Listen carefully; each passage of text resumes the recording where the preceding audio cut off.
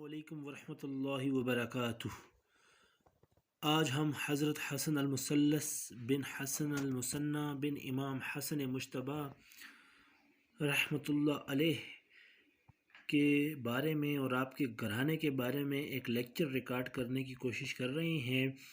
आप अपने जो है शजर नसब में ऊपर नीचे तले जो है वो तीसरे हसन है। यही वजह है कि आपके नाम के साथ हसन अल-मुसन्ना नहीं सॉरी हसन अल-मुसल्लस लिखा जाता है। आपकी वालदा माजिदा फ़ातिमा बिनत हुसैन थी। इस तरह आप हसनी व हुसैनी नजीब तरफ़ैन सैयद थे और हज़रत इब्राहीम अल-ग़मर और हज़रत अब्दुल्ला अल-महज़ के सगे मादरी पितरी भाई थे। आप तीनों एक माँ और एक बाप से थे और हसनी व हुसैनी थे। आपको हाज भी कहा जाता है। मंसूर दवानिकी ने आपको हाज कहा क्योंकि जब आपके भाई अब्दुल्ला अल-महज़ को गिरफ़्तार कर दिया गया, वो कैद में थे, तो आपने तमाम किस्म की आराइश, आँखों में सुरमा डालना, बालों में कंघी करना, तेज़ सुरमा लगाना, तेल लगाना और नए कपड़े पहनना अपने ऊपर हराम कर दी थी। तो इसीलिए आपको हाज कहा। आप ज़ैदिया मकतब से ताल्लुक़ रखते थे, ज़ैदिया नज़रियात के हामिल थे और ज़ैदिया जो है वो चैप्टर को आप कायल करते थे कायल थे। और आप भी मंसूर अद-दवानकी की जो है वो कैद में, जो हाशमिया में उसने अहले बैत आले रसूल को कैद किया था, आप भी उस कैद में अपने ख़ानदान के हमरा कैदी थे और उसी कैद के दौरान आप भी शहीद हुए 145 हिजरी को।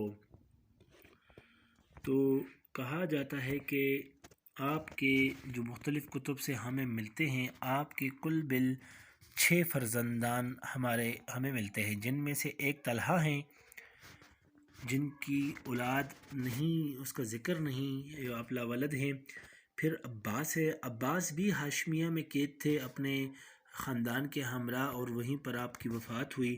उनके एक फ़र्ज़ंद अली का पता चलता है जो कि बगदाद में उन्होंने दावत दी, बगदाद में ज़ाहिर हुए और उधर लोगों को अपनी बैत की दावत दी, तो एक जमात ने उनका साथ दिया और यूँ मंसूर ने उनको कैद कर दिया और बाद में ज़हर दे दिया गया। आप मदीना मुनव्वरा में शहीद हुए ज़हर से। फिर हसन है। ये हसन अपने पिदर के बाद चौथे हसन हो जाते अपने शजरा में।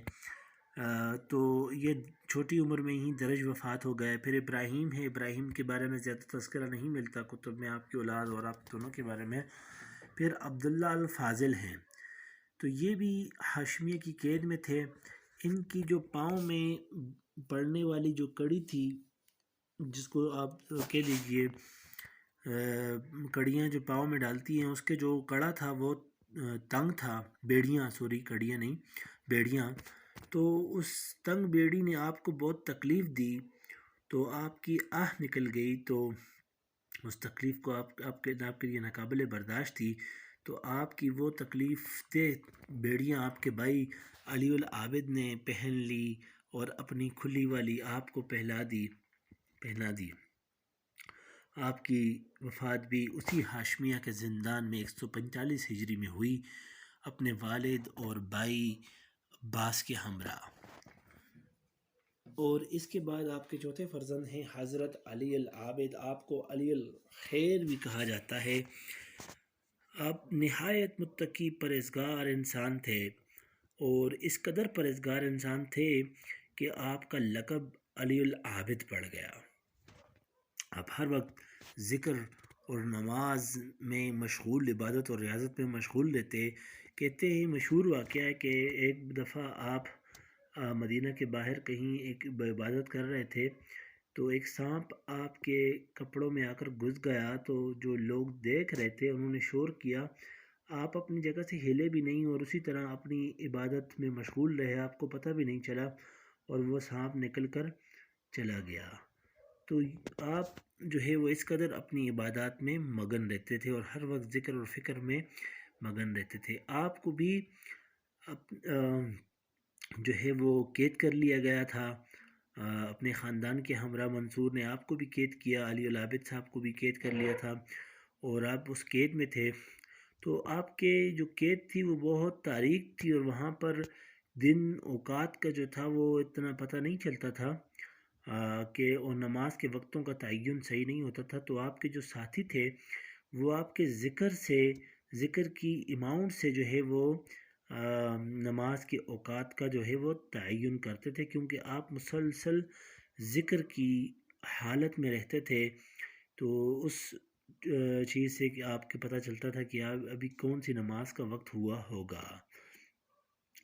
تو یہ بھی آپ کی شخصیت کا بہت بڑا اعزاز ہے. آپ کی جو زوجہ ہیں وہ حضرت زینب بنت عبداللہ المحض ہیں، آپ کی چچا زاد ہیں، اور آپ دونوں کو صالح الزوج بھی کہا جاتا تھا.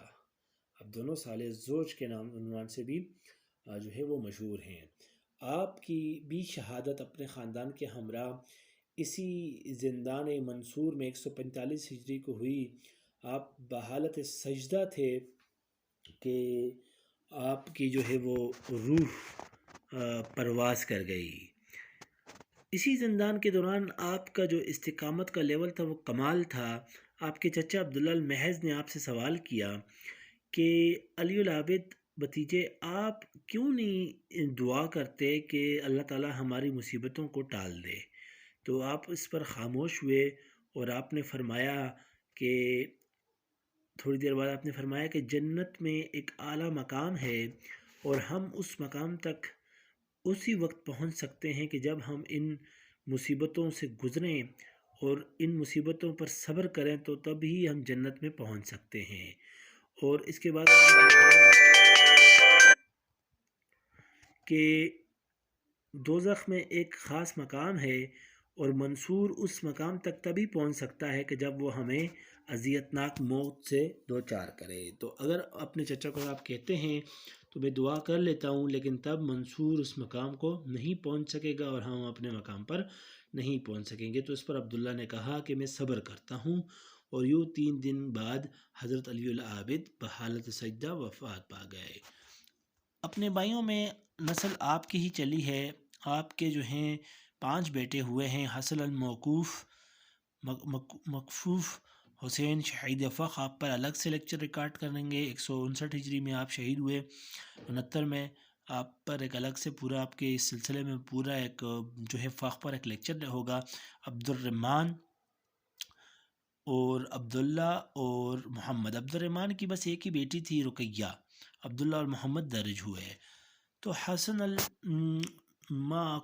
مکفوف، یہ آپ کا جو ہے نام پروننسیٹ کرنا ذرا مشکل ہے. آپ کے 3 فرزند ہوئے: محمد عبداللہ تو درج ہو گئے، اور ابو جعفر عبداللہ الزریر الشاعر جو ہے ان سے آپ کی نسل چلی.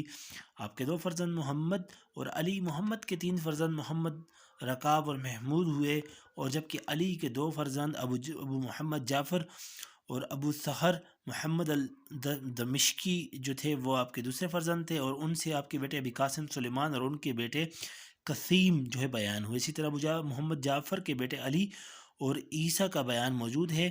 اس جو ہے خاندان میں جو ہے وہ نا تعداد بہت قلیل ہوئی ہے. بڑے تھوڑے لوگ یہ پھیلا ہے خاندان. آگے چل کر زیادہ تر اس خاندان میں منقرض گزرے ہیں، اور پھر یہ لوگ عرب سے ختم ہو گئے، اور بعض کہتے ہیں کہ جی کچھ مصر کو اور عجمی علاقوں کو یہ جو لوگ جو ہے وہ عرب سے منتقل ہو گئے. تو یہ لوگ عرب میں بہت کم ملتے ہیں. امید کرتا ہوں کہ آپ کو ہمارا آج کا یہ لیکچر، جس میں ہم نے حضرت حسن المثلث جو کہ اہل بیت حسنی امام حسن کی اولاد میں سے ایک اہم فرد ہیں، ان کے گھرانے کا ہم نے آج تعارف پیش کیا، آپ کے ساتھ انٹروڈیوس کیا ان کو. تو یہ آپ کو بہت پسند آیا ہوگا اور آپ کی معلومات میں اضافے کا سبب بنا ہوگا. تو اگر آپ کو یہ پسند آئے اور آپ کے معلومات میں اضافے کا سبب ہو تو آپ ہمیں ضرور آگاہ کیجیے. والسلام ورحمۃ اللہ وبرکاتہ. اللہم صلی علی محمد وعلی آل محمد.